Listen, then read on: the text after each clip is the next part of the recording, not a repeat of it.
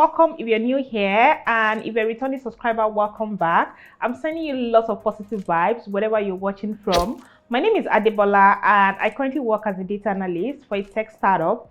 It's almost 2 years since I got this role, and that's why I'm really just excited to share some of the key lessons that I've learned along the way.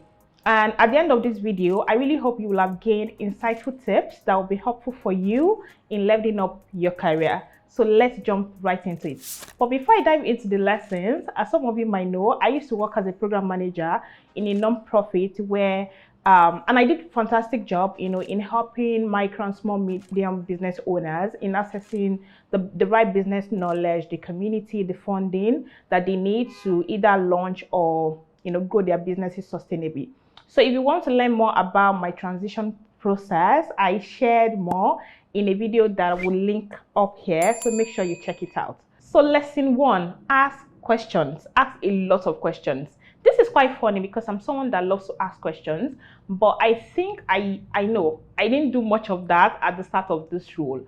So what I did was my intention was to just observe how things work. I mean, it was my first data analyst role, and observing is not like a bad thing, but I could have done that, but still ask a lot of questions.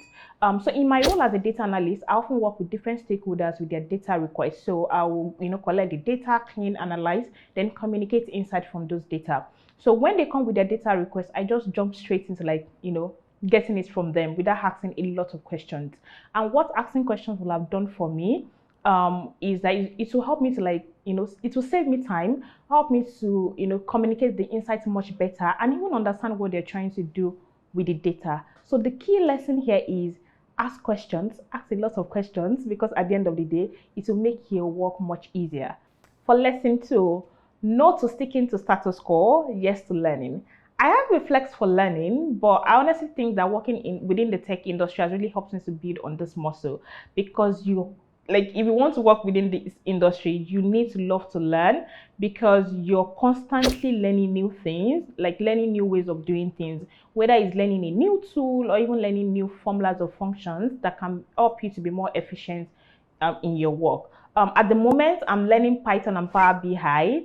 So I'm learning Python. I'm learning the two tools using the ALX data course, which I also talked about my experience so far. I'll also drop the link here. Make sure you check it out. So the lesson really is you need to learn. It's something I love to do, and it's something I'm getting better at. For lesson 3 is imposter syndrome is real and it's a bitch, right? So this is something there's so many resources, different tips on how you can manage this. Some people will tell you taking stock of your achievements, celebrating yourself, saying positive words to yourself, which is like one of the things that I also do.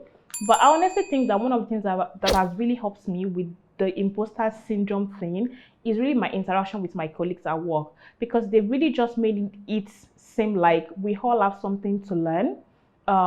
We all have things that we're extremely good at, but we also have some things that we're not so good at it, right? And by taking deliberate action, you can get better at those things. So the lesson here is you feel it, but it's also a normal feeling. And like I said, some of the things that can help you to get better at it is, celebrating yourself, taking stock of your achievements, and just saying positive words to yourself. So for lesson 4 is to take time to learn, so much about what is happening within the industry. This is something I learned when I was trying to prep for the interview for this role, but it's something I've also continued to do because at the end of the day, it has helped me to know how best to communicate what my data is telling me, right? And what I currently do is I created a Google Doc where anytime I see a report, an article, a tweet that just talks about what is happening within the industry.